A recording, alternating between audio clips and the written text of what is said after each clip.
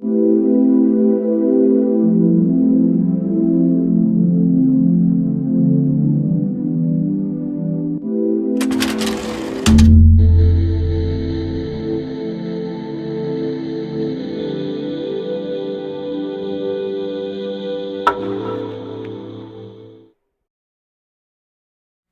días, muchas gracias.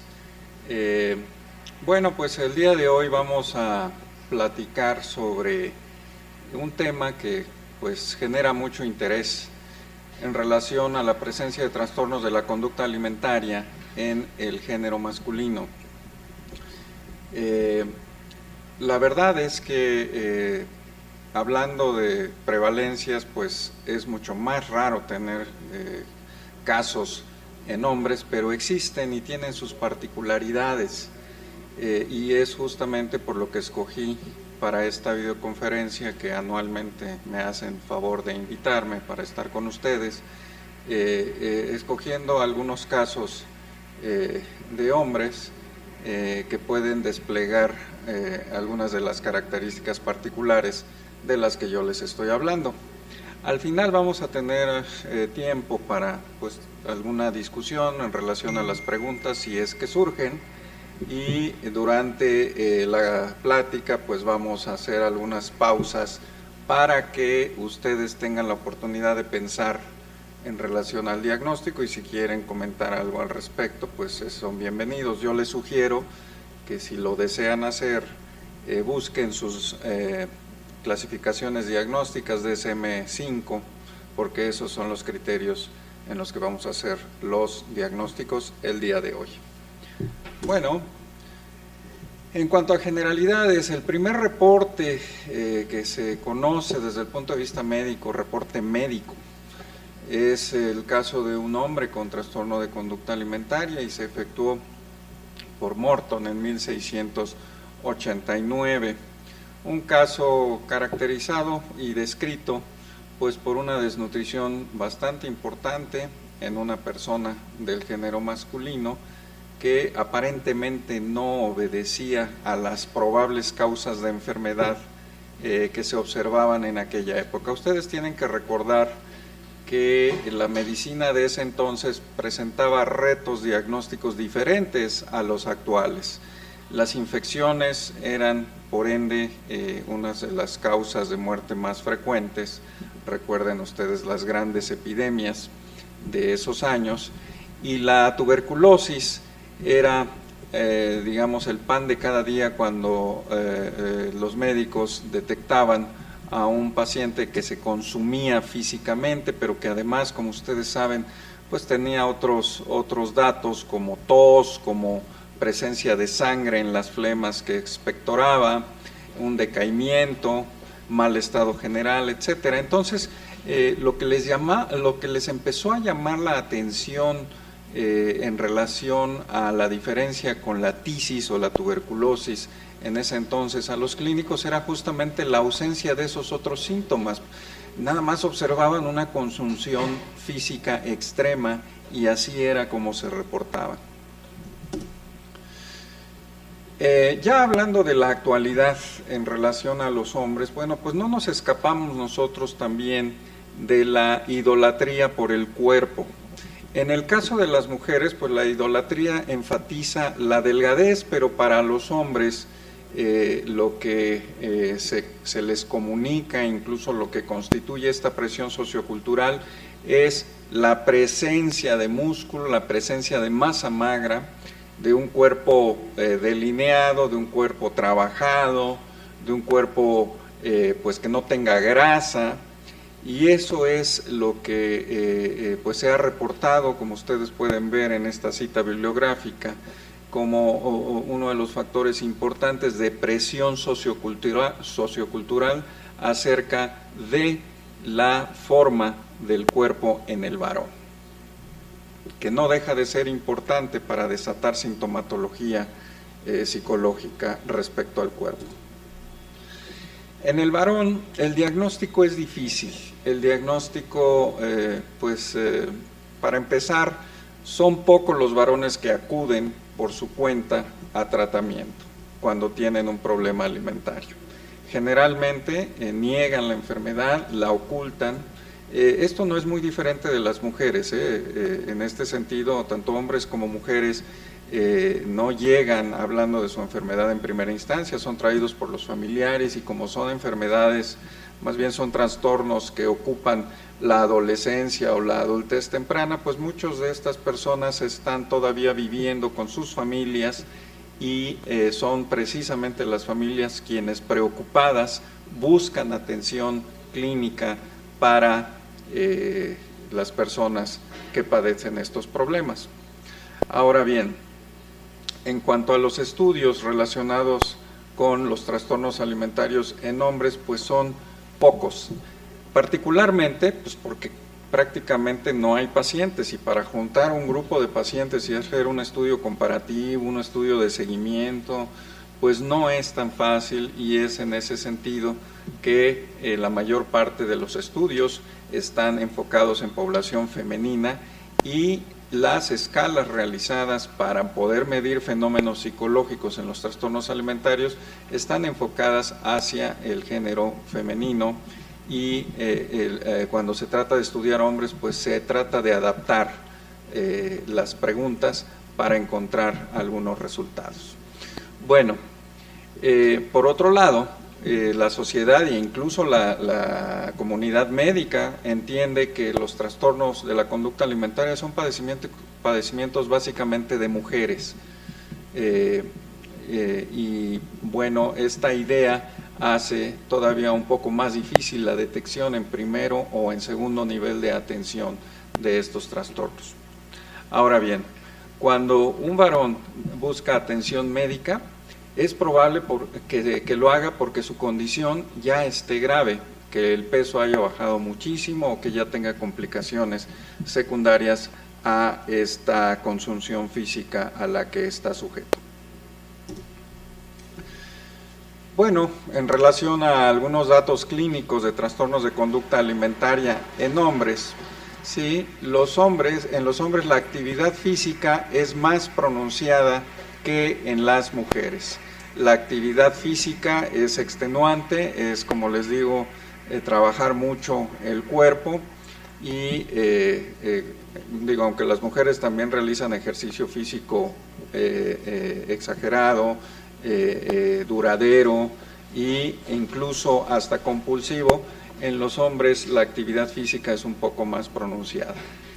También los hombres no tienen tanta tendencia a usar laxantes o diuréticos u otras estrategias de purga como lo hacen las mujeres. Y por otro lado, también se sabe que los hombres presentan los trastornos alimentarios un poco más adelante en la vida en comparación con las mujeres.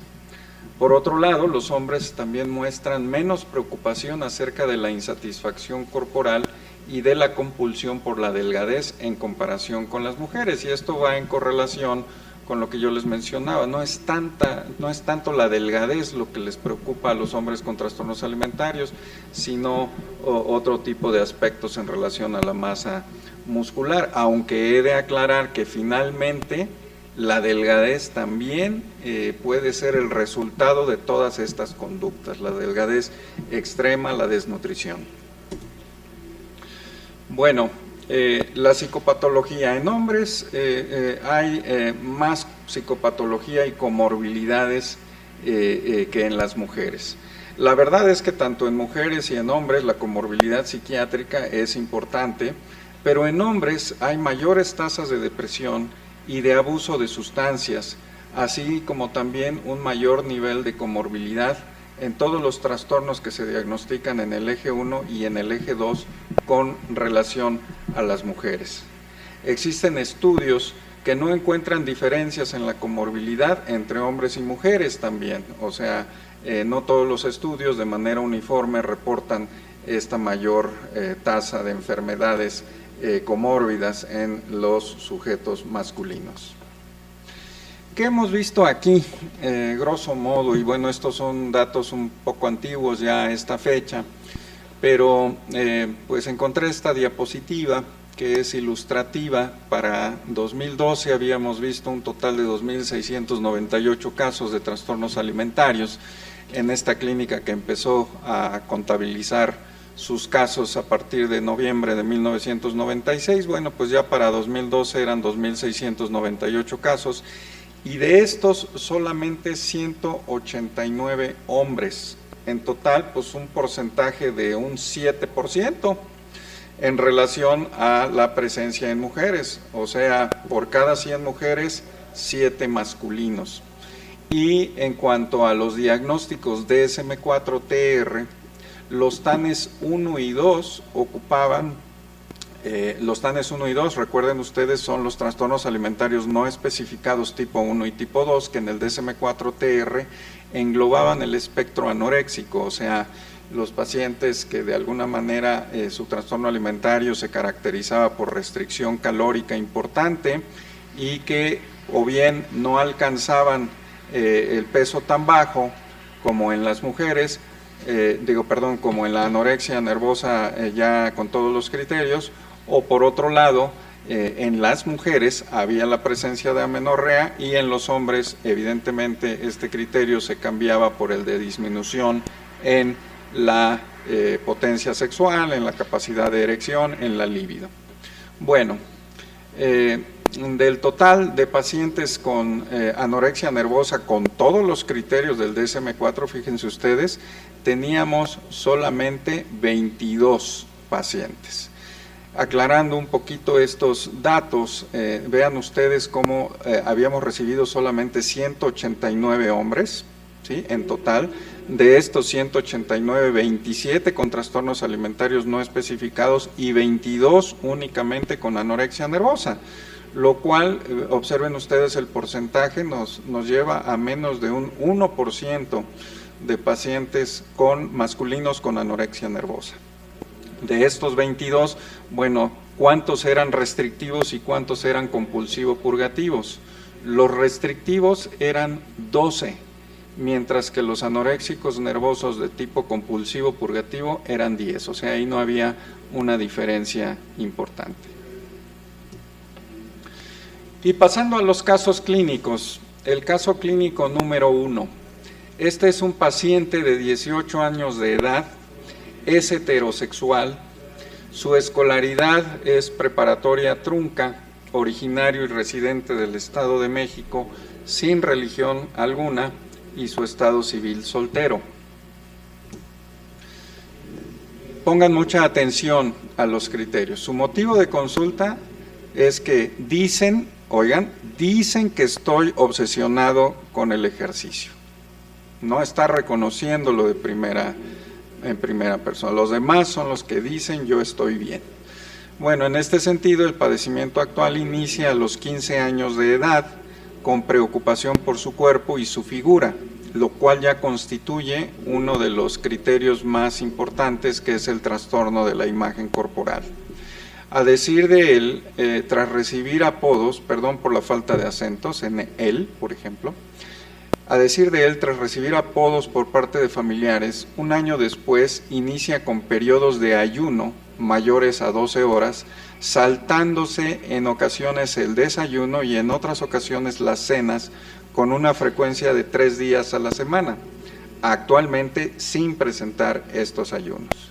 Se agrega dieta restrictiva evitando el consumo de carbohidratos, ejercicio con el fin de bajar peso, aproximadamente 2 horas y media, 3 días por semana, y lo que hacía es kickboxing, caminata, gimnasio, o sea, ejercicio predominantemente aeróbico, aunque con componentes también anaeróbicos como es el levantamiento de pesas. El resto de la semana salía a caminar 2 horas y esto era 4 días a la semana. Por otra parte, llevaba a cabo un conteo calórico de 1.500 a 2.000 calorías. Cabe destacar que a lo largo del padecimiento ha presentado caída de cabello, fatiga y resequedad en la piel, o sea, ya sintomatología física. Dentro de su historia ponderal, vemos que tuvo un peso máximo de 82 kilogramos a los 15 años de edad, un peso quizás Digo, no lo sabemos, nunca sabemos a ciencia cierta cuando preguntamos en retrospectiva, pero un peso máximo quizás un poco elevado para lo que debería tener idealmente una persona a esa edad. Peso mínimo 59 kilos a los 17 años de edad, con un peso idealizado de 72 kilogramos. Su peso actual, o sea, en el momento de la evaluación, 60 kilogramos, una estatura de 1,80 metros y un índice de masa corporal ya calculado con la fórmula que ustedes conocen de 18.5. Sus laboratorios, bueno, sus hallazgos más importantes eran una glucosa de 58 miligramos por decilitro y todo lo demás normal, tanto electrolitos, perfil tiroideo, perfil lípido, perfil renal, biometría hemática completa normal y su electrocardiograma pendiente al momento de la evaluación. Aquí hacemos un alto y si hay alguna opinión sobre el probable diagnóstico de este paciente, pues estamos abiertos a sus comentarios. Este es el uno. Si tienen algún comentario acerca del diagnóstico, por favor me lo pueden indicar vía chat para poder continuar con la presentación.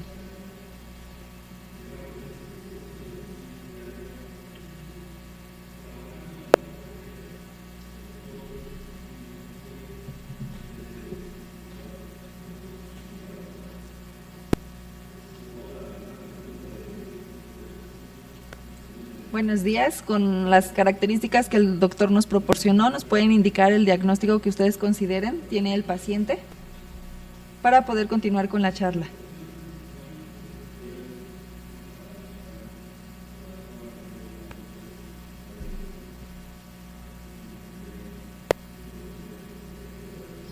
El doctor Alex dice que tienen algún problema de gimnasio, probablemente trastorno dismórfico. Bueno, sí, ese es un diagnóstico que siempre tenemos que considerar en pacientes con anorexia nervosa y gran preocupación por su cuerpo.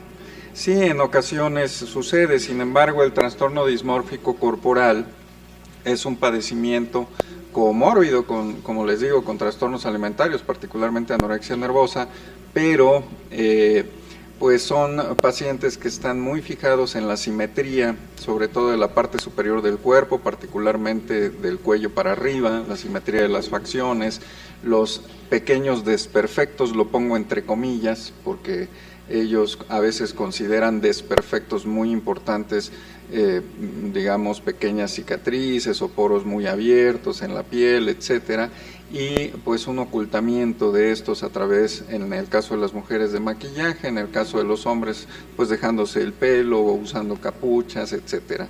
En este sentido, nuestro paciente no tenía este tipo de problema. Aradit dice que tiene, trastorno de la conducta alimentaria no especificado. Bueno, estás viendo seguramente los criterios diagnósticos del DSM-4-TR. Sí, es muy factible y te voy a decir por qué. Porque el peso en este paciente es todavía está normal. Si te fijas, vamos a retroceder, su índice de masa corporal está en 18.5, entonces uno de los criterios que buscaba y sigue buscando en la presente clasificación es una disminución de peso clínicamente significativa. Y clínicamente significativa quiere decir peso bajo o de plano desnutrición. En el caso de este paciente está rayando ya en el peso bajo, pero todavía por índice de masa corporal no podemos decir que esté en peso bajo. Annalise dice que es TOC. Pues no di ningún dato de TOC, pero si le buscamos quizás sí, y haces bien en mencionar la comorbilidad, porque el TOC es muy frecuente en pacientes con anorexia nervosa, particularmente cuando se compara con población general, hay cifras que hablan de un 9% mayor, la prevalencia de TOC en este tipo de población de lo que encuentras en la población general. iPhone X dice probable anorexia nervosa restrictiva. Es probable, sí, pero como les decía, el índice de masa corporal se encuentra normal en esta paciente, entonces no cubre uno de los criterios básicos, que es restricción, ¿sí?, con el objetivo de bajar de peso, y una vez que se ha logrado, el peso tiende a estar en peso bajo o en desnutrición según la clasificación de la OMS. Jani Escobar comenta que es lo mismo posible anorexia nervosa, pero él ve rasgos de vigorexia. Bueno, la vigorexia es una palabra que no constituye un diagnóstico reconocido en las clasificaciones de los trastornos alimentarios. Entiendo muy bien a qué te refieres con la vigorexia, pero cuando hablamos de vigorexia es muy probable que estemos ante pacientes con trastorno dismórfico corporal que buscan la perfección, entre comillas, vuelvo a citarlo, de sus partes corporales a través de un ejercicio muy acentuado, de una dieta para ellos muy estricta y muy pura en relación al objetivo que persiguen, etcétera.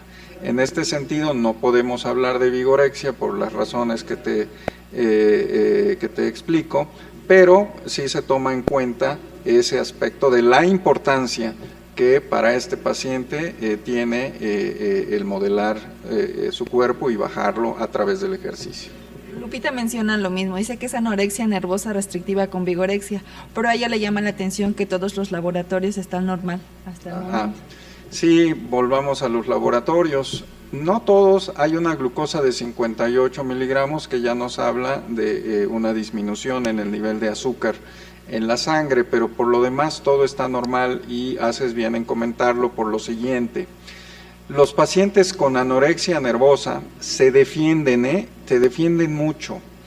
Los electrolitos séricos, cuando se modifican en este tipo de pacientes, usualmente es a través de vómitos exagerados, bueno, más bien vómitos autoinducidos, y que tienden a ser en un número muy exagerado en algunos pacientes. Esto hace que salga mucho potasio, y los electrolitos usualmente presentan una hipopotasemia en estos pacientes. El caso que les estoy exponiendo no tiene conductas purgativas, y por eso es que salen normales. El perfil tiroideo sale normal, pero también me sirve este apunte que haces para explicarles que en el caso de los pacientes con desnutrición pueden presentar un síndrome que se llama el síndrome del eutiroideo enfermo. Esto quiere decir que sin tener una patología en el eje tiroideo que parte desde el hipotálamo hasta la tiroides, no hay patología antes de la hipófisis, o sea, en el hipotálamo, no hay patología en la hipófisis, y no hay patología primaria en la glándula tiroidea. Y sin embargo, los pacientes pueden tener ciertas alteraciones, ¿sí?, en su perfil tiroideo básico, como puede ser en la hormona estimulante de tiroides y en los niveles de T3 y T4. Pero, por otro lado, clínicamente tienen algunos síntomas hipotiroideos, como es disminución del tono muscular, disminución de la temperatura corporal, disminución incluso de la frecuencia cardíaca, etcétera. En ese sentido, aunque el perfil tiroideo en este caso es normal, valdría la pena observar y preguntar por esos datos físicos en este paciente. En cuanto al perfil lípido normal, sí, aunque por otro lado, los pacientes con desnutrición pueden presentar incluso niveles de triglicéridos muy elevados, ¿no?, hipertrigliceridemias por arriba de 250, 300 o incluso de 400. ¿Sí? El perfil renal está normal porque este paciente no abusa de diuréticos. Los pacientes que abusan de diuréticos por muchos años pueden tener alteraciones renales importantes en la depuración de creatinina y tener ya grados de insuficiencia renal a lo largo de la vida. Este paciente pues no lo tiene. Su biometría hemática está normal porque recuerden ustedes que la biometría es un conteo de células en la sangre y una cuantificación del contenido de hemoglobina en los glóbulos rojos. Y si a estas nos vamos, pues resulta que las reservas de hierro, de ácido fólico y de vitamina B12 son duraderas en las personas. Entonces, cuando nosotros tenemos restricción de alimentos que contienen este tipo de elementos, pues tardamos mucho en mostrar anemias, como puede ser la anemia hipocrómica microcítica en este tipo de pacientes. Y en el electrocardiograma pues está pendiente, pero aquí les adelanto que tenemos que estar muy observantes de este estudio porque estos pacientes pueden tener prolongaciones del segmento QT y esto hacer que nuestra prescripción de medicamentos se vea pues en peligro porque hay medicamentos que pueden enlentecer o alargar este segmento con consecuencias deletéreas para su salud. Bueno, en este sentido, ya en el DSM-5, nuestro paciente tiene una anorexia nervosa atípica, y atípica es porque justamente no bajó de peso al momento de la evaluación, no tenía el peso bajo. En su personalidad hay rasgos anancásticos de la personalidad. Esto quiere decir que tiene rasgos obsesivo-compulsivos, aunque si bien no se logra hacer un diagnóstico en este momento, sí tendríamos que seguir observando esto porque es probable que tenga un trastorno obsesivo-compulsivo, pero de la personalidad, por eso se habla de eje 2. Si tuviera un trastorno obsesivo-compulsivo que no es de la personalidad, entonces se hace, como ustedes saben, el apunte diagnóstico en el eje 1. Otras condiciones médicas, pues vimos que tiene hipoglucemia.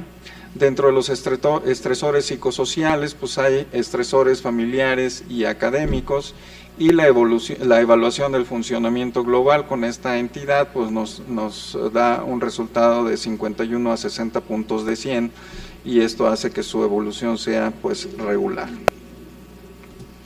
Caso número 2.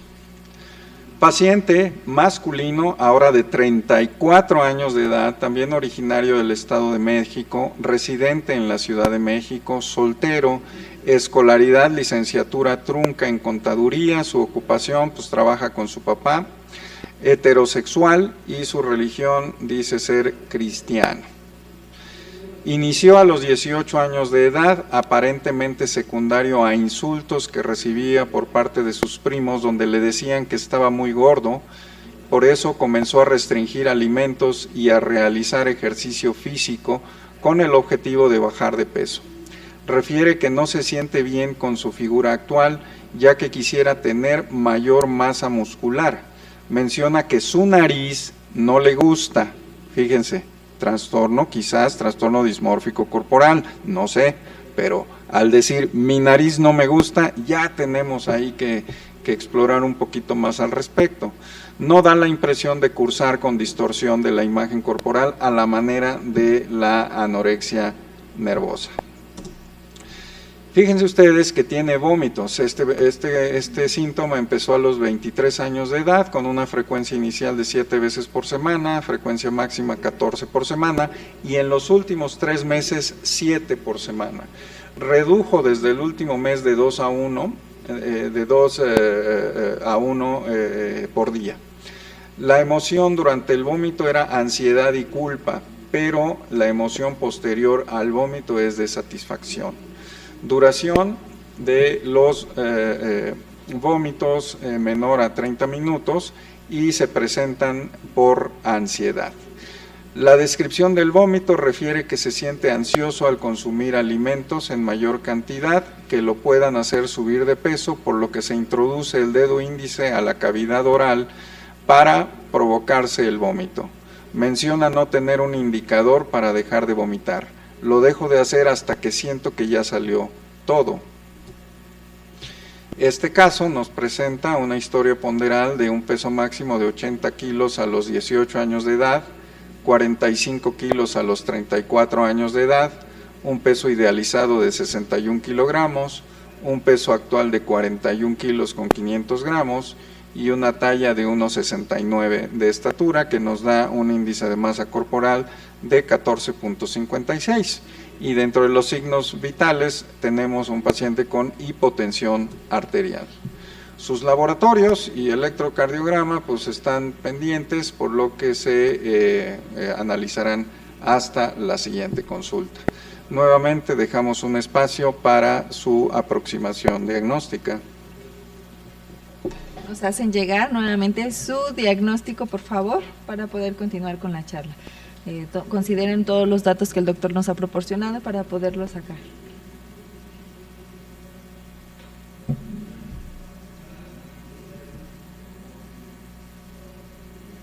Jani Escobar dice que es posible bulimia. Sergio Roberto dice que es anorexia nerviosa purgas. Ah, ok. Ahí hay una diferencia importante.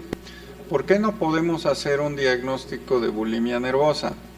Cuando se reúnen criterios, los criterios de anorexia nervosa según el DSM-5 y era así en el DSM-4-TR también, no se puede hacer un diagnóstico simultáneo de bulimia nervosa, ¿sí?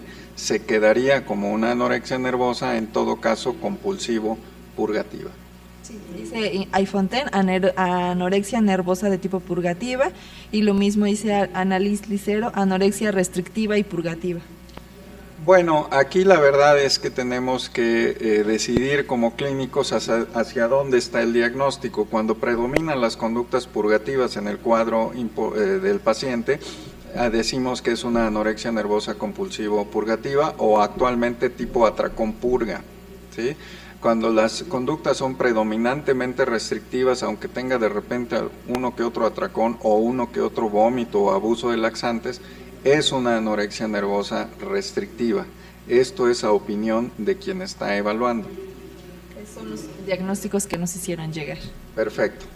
Entonces, tenemos una anorexia nervosa de tipo compulsivo purgativo o actualmente para el DSM-5 del tipo atracones purgas, con una gravedad extrema, porque una de las bondades de la nueva clasificación, que si bien a mí en lo particular no me convenció tanto, ¿verdad?, pero una de sus bondades que tenemos que reconocer es que actualmente ya podemos hacer, digamos, la evaluación de la gravedad del diagnóstico, debido a que su índice de masa corporal está menor a 15, por DSM-5, y eso ya nos lo coloca como una anorexia nervosa de gravedad extrema.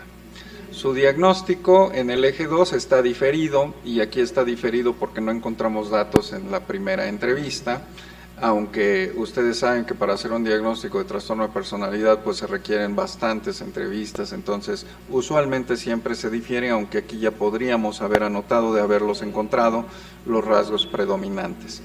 En el eje 3 tiene una desnutrición grado 3, en el eje como diagnóstico médico, en el eje 4 hay problemas relacionados con su grupo primario de apoyo, y en el eje 5 una calificación de funcionamiento del 51 a 60 puntos. ¿Alguna duda o comentario con respecto a este diagnóstico de este caso?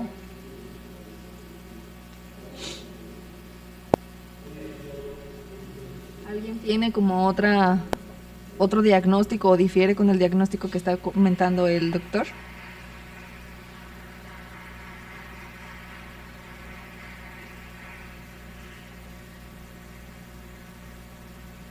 No, creo que todo está bien. Bueno, pasamos al caso número 3. Este es un paciente masculino de 17 años de edad, originario y residente de la Ciudad de México, con una escolaridad de secundaria.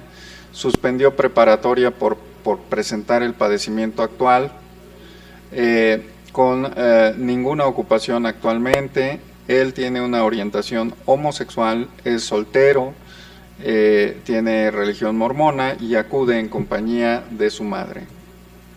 Perdón por la letrita, se los voy a ir leyendo. Tiene una preocupación acerca de su imagen corporal a los 14 años de edad, posterior a comentario de su hermano acerca de su apariencia física.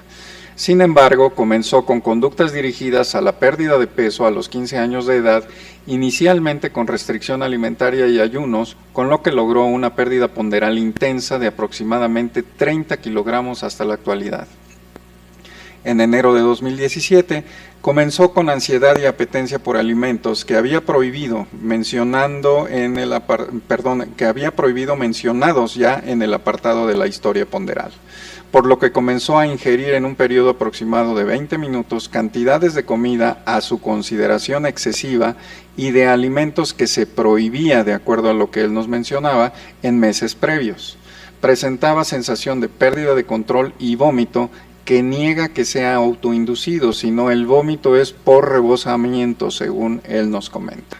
Refiere también que asoció la aparición de diversos síntomas físicos a las conductas alimentarias. Describe inestabilidad afectiva, predominio de ánimo irritable, mareo, cefalea intermitente, hipoergia. Hipoergia quiere decir disminución de la energía, calificando un 4 de 7 posibles, fatigabilidad con repercusión en el ámbito escolar, por lo que dejó de acudir hace 2 meses y darse de baja temporal. A su vez expresa, se agregaron ideas de culpa y minusvalía, así como fallas cognitivas que le impedían mantener su atención y concentración. Niega fantasías, niega ideas de muerte y niega conductas de riesgo alimentarias. Al interrogatorio propositivo niega fantasías de muerte, niega conductas de riesgo o ideación suicida. Este caso nos presenta también vómitos que comenzaron a los 15 años, previos a la aparición de atracones, autoinducidos siempre con el dedo índice y anular de la mano derecha.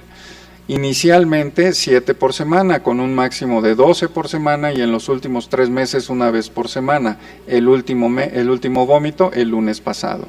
Su sensación es de culpa y sí usa marcadores. A los marcadores nos referimos a cualquier cosa que al paciente le diga o le avise que ya vomitó suficiente para haber sacado todo.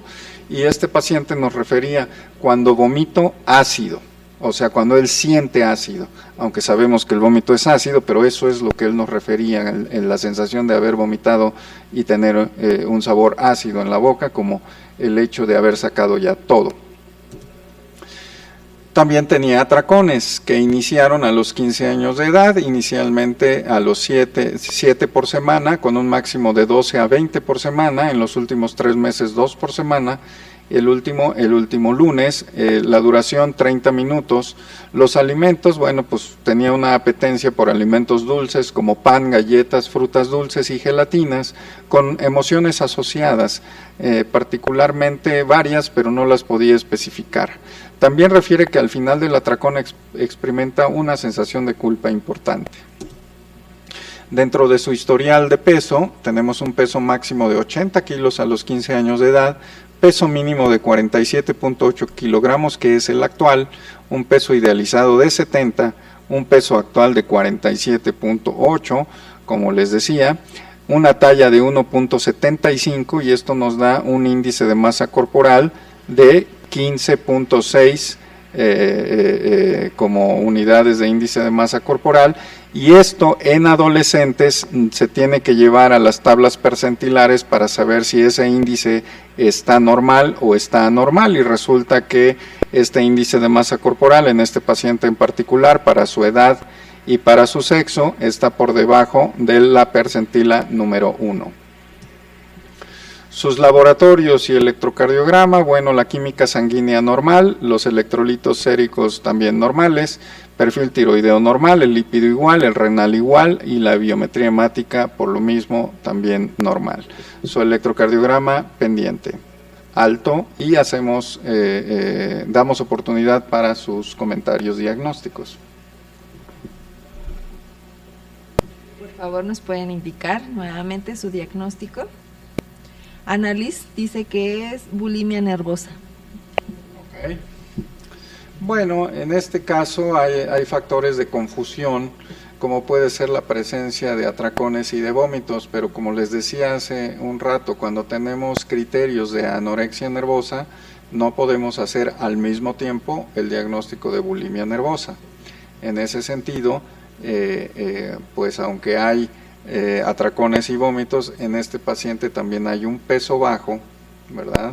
Hay una conducta básicamente restrictiva desde el punto de vista alimentario, que es lo que lo tiene en estas condiciones. Sergio Roberto dice trastorno de atracones moderado y anorexia nervosa.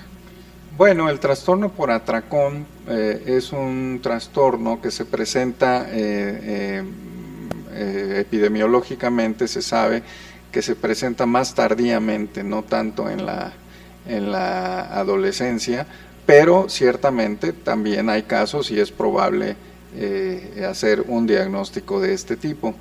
Por el otro lado, pues tenemos que el paciente ha disminuido de peso, y lo más frecuente en este tipo de pacientes con trastorno por atracón es que no disminuyan de peso, sino que al contrario tengan un incremento ponderal asociado a su conducta alimentaria tipo atracón. iFontaine dice TANE. Otra vez un trastorno alimentario no especificado de acuerdo al DSM-4. Bueno, en un momento más veremos por qué podemos considerar quizás un TANE o quizás un trastorno especificado. ¿Nada más?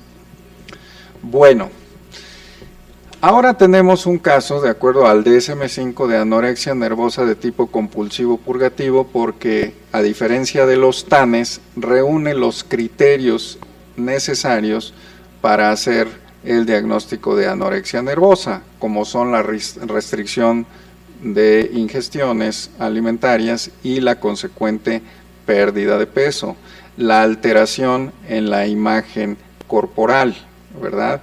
Y en este sentido, pues la autoevaluación está particularmente influenciada de una manera muy importante en relación a la delgadez. En relación al DSM-4 tenemos una anorexia nervosa tipo compulsivo purgativo, pero en relación al DSM-5 tenemos una anorexia nervosa tipo atracón purga de gravedad extrema debido a que tiene un índice de masa corporal menor a 15. ¿Sí? En el eje 2 estamos en formación, es un adolescente, entonces tenemos que seguirlo observando. En el eje 3 tenemos una desnutrición porque, como les decía, su peso está por debajo de la percentila 1. En el eje 4, estresores escolares y de salud, y en el eje 5, una escala de funcionamiento global de 41 a 50 puntos. Bueno, antes de pasar a las conclusiones, ¿hay algún comentario o alguna duda en relación al diagnóstico de este caso?